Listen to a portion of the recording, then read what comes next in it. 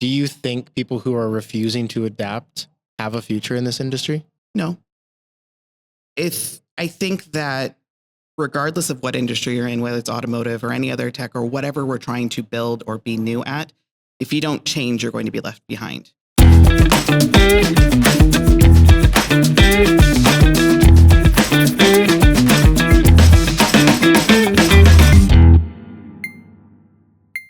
Hello and welcome everyone to a very special episode of the Auto Tech Show. Today, recording high above the show floor, as you can see behind me here in Las Vegas, Nevada, at the SEMA 2024 Auto Show.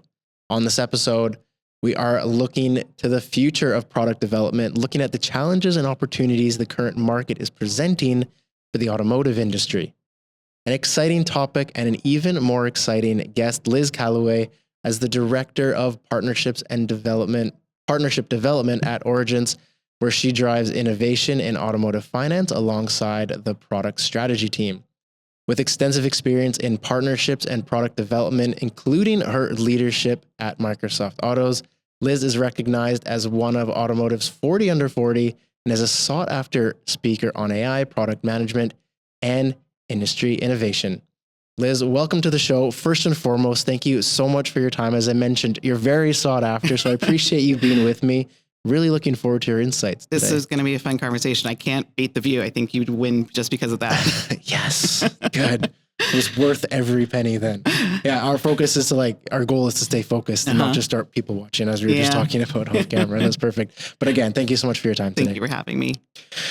So you've been here today. You had your talk this morning. You've done a little bit of walking around. How are you seeing, from your perspective, with your development experience, how are you finding things? I know you've had a chance just to taste it. But what are you seeing? What are you excited about? It was just car nerding out for a little bit first and just looking at all the fun stuff. But it's very, very interesting to see the different nuance from booth to booth. Yeah. I'm curious to kind of dig in. I absolutely love going and having the salesperson just give me their pitch and hear everything about what's going on. It seems like there's just a big energy around all this innovation. And it seems like there's just almost a renewal of everyone wanting to do more. So really, really looking forward to seeing what they all have. And I think it's interesting too, from the development point of view, is because of the tools and solutions on the market now, they can do more than they have in the past. Are you seeing that sort of being utilized right now by a lot of people? Absolutely. I think that with the last couple of years between just innovation with AI and just technology in general, and really democratizing who can use what technology, it's no longer just this echelon of those who can do everything and know all the different nuance with little tiny computer everything. And this is allowing more people to do more and really move beyond chat, move beyond everything else. And I think they're seeing, whether it is, design and being able to generate what the paint would look like on that Bugatti down there that we were staring at, or anything else, and really just kind of get ahead of, their goals and show their customers, what they can really do. Yeah, I think it's really nice. I wanted to ask, leaning on that impressive versatility in your career, I mean, we're going to touch on a little bit of it as we go through here, but you've done so much and there's so much versatility.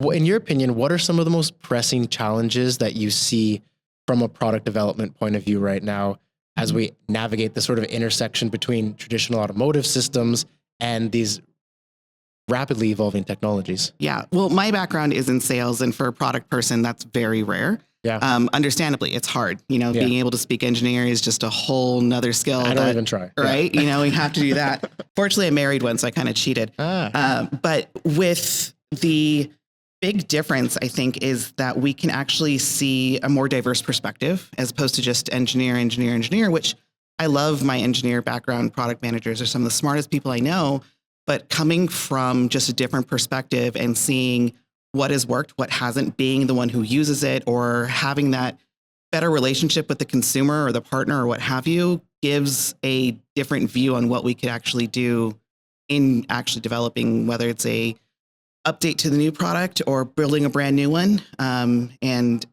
one of the best parts of why I wanted to join Origin specifically is that very, very common and works really well, financing with credit unions, great, love it. But now we get to innovate. There's so much more direct to consumer with the manufacturers. There's more beyond just indirect lending. And I think that's one of the most exciting parts, is that we get to do new and fun things. And I'm really wanting to see more people get a little less comfortable and get a little more out of the box. So is that one of the challenges that you're seeing then, is people being a bit more conservative and staying in their comfort lane when you say you want to see people stretch their legs a little bit? Is that something you're seeing? Absolutely. Part of the product perspective is you have to balance what the business needs, what's going on in the industry. And it is easy to be comfortable and to not really think of, well, what hasn't anyone done? Yeah. You know, and being the one to put yourself out there, taking that risk, it's hard. But then again, not changing is hard too. So you pick your hard. And if you get to do something that is either fairly straightforward, but just no one's done it or no one's really put the dedication towards it, it can really pay off. And even just be, ooh, look like I got to build that, as well as, you know, satisfying customers, creating a new revenue stream for your company, whatever it may be.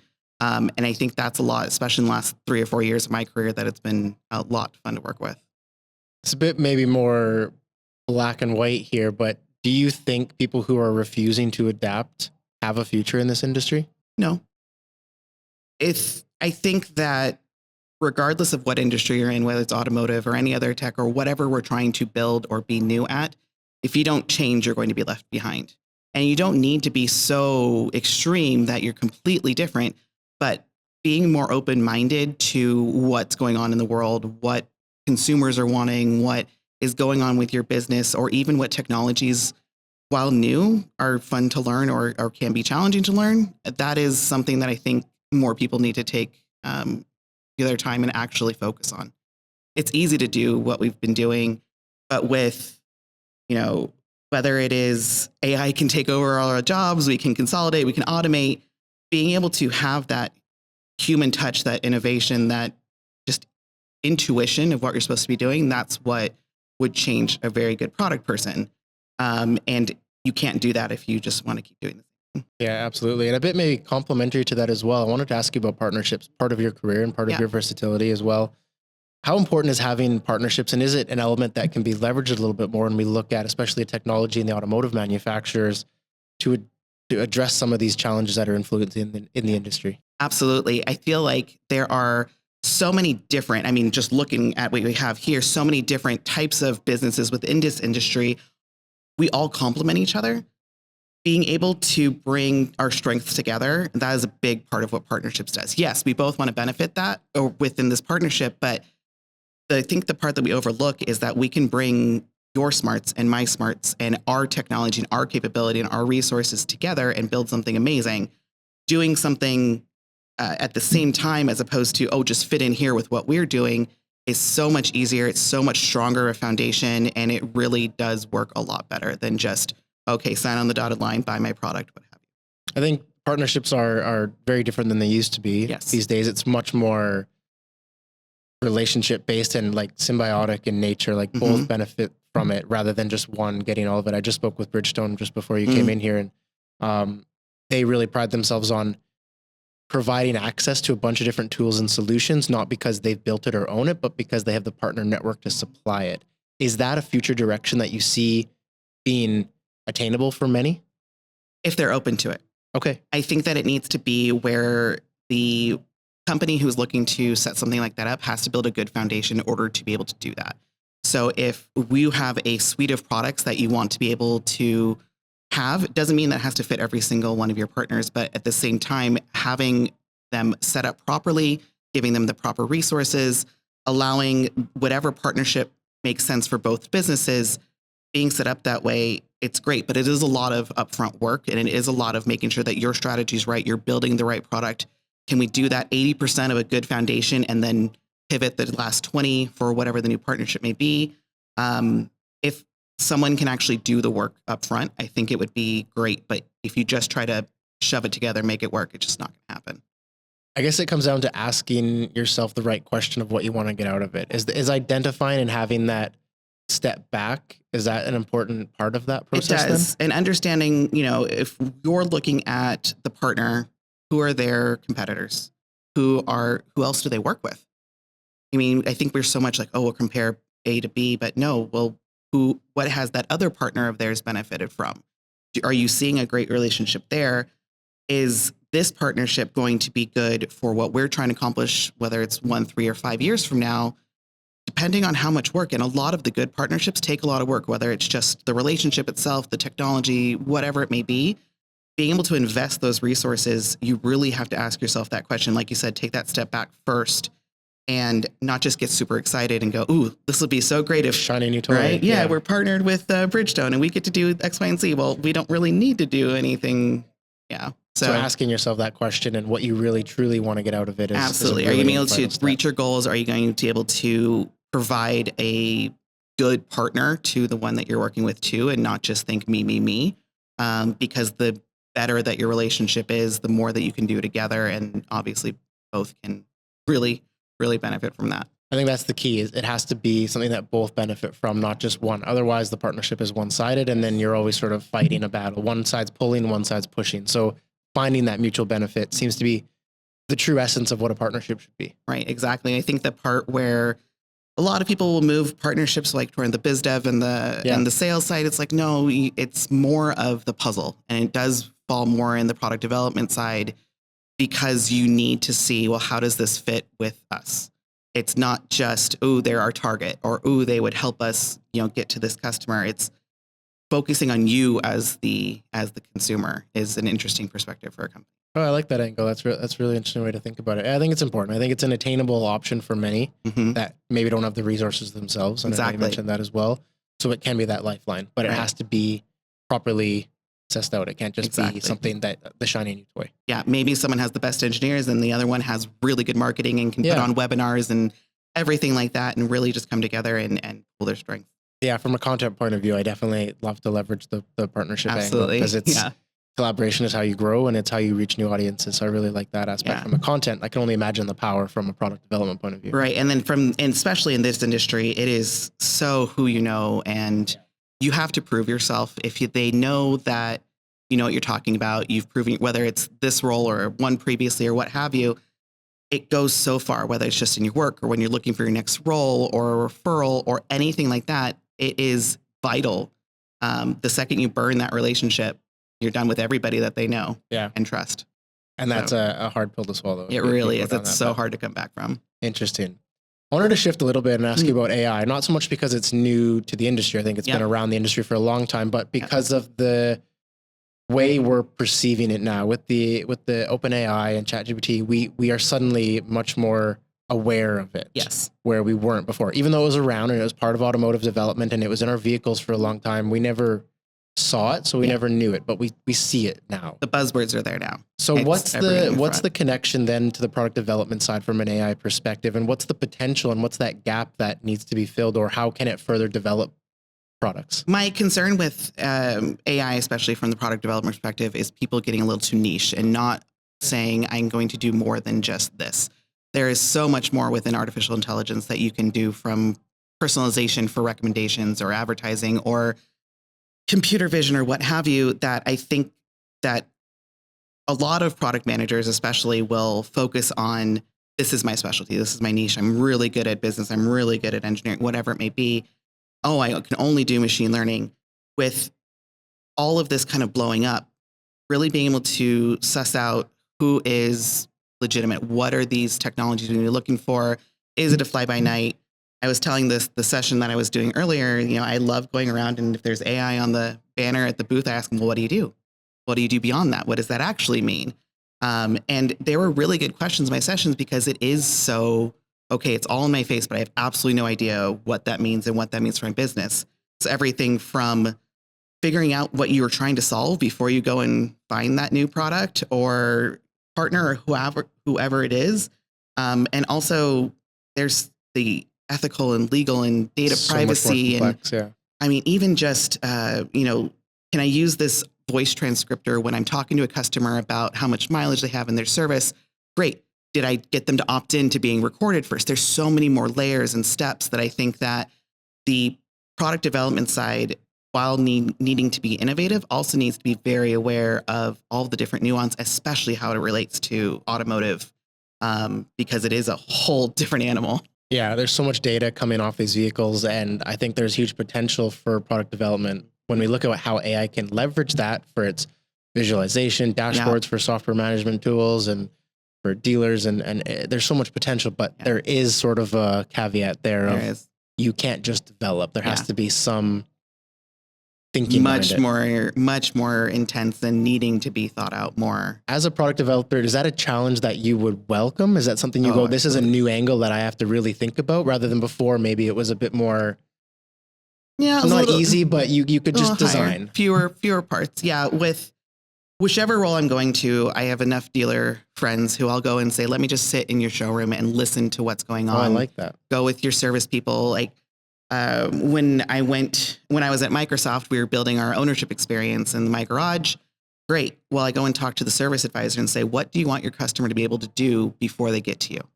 And all like nothing. They don't know what they're talking about. They'll put oil change when they mean that they check engine lights on just to get around different things. And so a lot of it was interviewing the people who would be, receiving that, and also helping to show, okay, here's what your customers are being exposed to regardless of what you're going to do with it. So it's really important that there's, more pieces to the puzzle. If you can fix that first, even if it is a baby step, and you start with this really good foundation and learn from that, yes, all that due diligence is a lot. And yes, it is interesting to see how it is actually used in the wild, but it can definitely pay off in the end. Data management's another topic I think that's closely related to this as well, because AI can lend itself to managing that data more appropriately. And there's tons of data coming onto these cars, increasingly complex. They're smartphones with wheels, essentially. Now, almost to a distracting point. I was driving a BYD and back in Austria just as a test because I was curious on this car, and I was distracted from driving because there's so much tech. So that tech leads to a lot of data points, and there's data points that you need for maintenance and service point of view. There's data points for customer experience and management of your user profiles and everything that's in the car. From a data management perspective, when you're looking at developing products, how much integration and how much influence should appropriate data management have in that development of a product? Should be top. It should be 100% at the top of what you're considering, whether it is, I'm even removing just personal information. Just look at the vehicle information itself, and me getting my monthly email from Jeep of how many miles I have on there and how I drive and how much more until my oil change is ready or anything like that. That's predictive just as well. Yeah. Predictive is a very good part of it, and it can be used really well. But I think getting to the core, if our data is not managed appropriately, if we don't know what we're doing with it, where it's going, how it's going to be used, and then is it clean? How many service shops you walk into where they have 5 records for the same person, the same car, and maybe, the wife came by one time and dropped off there, and that's a completely different record. And just being able to absorb all of that, it should be one of the top priorities in figuring out what that development looks like, so that you know what you're walking into. Because if you assume that everything's clean and easy or going to be easy to handle and manage that way, it's probably not going to be fun to fix it after. It's a bit more work at the end rather than developing it properly from the base up at the beginning. Get too excited and have to go back. Yeah, it's like holding your cards close to your chest without going too crazy, too fast. Let it slowly build. Especially with this where it's all new and different. Yeah, there's so much going on. So bringing this AI and data management topics together then, obviously I'm sure you're working on stuff that you can't talk about, and there's lots going on, and we know how long development takes. Are there certain aspects that you're particularly excited to be coming out in the next 5-10 years? I know with how fast these cycles come, are there elements that you're really excited to finally see hit the floor? I think that there is so much more that can help the consumer, or just, what we're doing day in, day out, without being as creepy as we've kind of been with it. Yeah. But giving them more tools, giving them more of a confidence boost, a support rather than anything else. Whether it's, talking to a natural language chatbot and actually having a much more easy conversation than what we've been kind of seeing with chatbots now. Yeah, repeat. Right. Yeah. Like, I have this 2021 Jeep Grand Cherokee. Absolutely love it. But these are the features I don't love. Can I have a, tell me what's going on with the next body style, or what did we see, ratings wise, and making everything a little bit more easy to digest, whether it's buying a car, parts, paint, or even from this perspective from our side, where we're seeing what can we do with these dealers, with these shops, with really fun vehicles, and making it just more than just a few. I think that we can much broaden who can actually use these tools and get more innovative without having to really dive deep into the technology side. Yeah, I think that's going to be super exciting to see. And we're seeing sort of tastes of it as well with in other industries. And I think automotive typically tends to be the last to get the updates on a lot of these things. With everything. Retail sort of goes first, right? And then Yeah. it slowly trickles down. But automotive seems to be kind of be the last piece. Do you think there's a specific reason for that? Is it just the industry? Stuck in our ways. Yeah. Yeah. One of the things I talk about when you're looking at adding an AI powered solution is how easy is it to use? Yeah. Usability. I mean, in your business, your team, your employees, great. It took a day to get trained, but if they're not going to use it next week because they forgot how to push whatever button, it's not going to be worth anything to you. Is it going to expand who can, run your analytics on the last marketing campaign that you ran, or, being able to do better customer engagement, or like we were saying, that predictive maintenance? Can we use those tools to allow more of the employees within that business to reach out or to be proactive with those customers and create a better experience for the business and the consumer? Especially when we look at in the space, the staffing issues that we're facing. Very much so. And that's a whole And conversation. Turnover on its own, and, the biggest part is, we want to use AI especially for the mundane task and the things that we don't want to do. I love it. Because the gems of this industry have the intuition and the knowledge, and I know how this feels, or I know what that sounds like. I can fix it this way, and being able to remove, the noise and let these people shine with everything they do. I think that's something that I'd be really interested in seeing. Yeah, I hope it does. I hope there's not too much restrictions or barriers that come up in the way. I know there's compliance and regulation. Oh, very much so.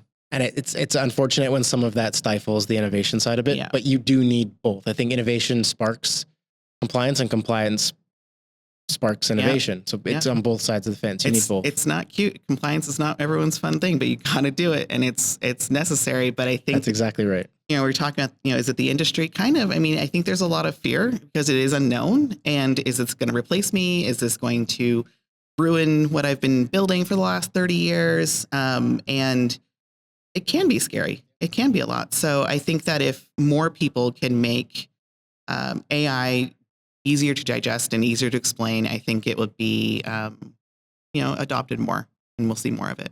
Amazing.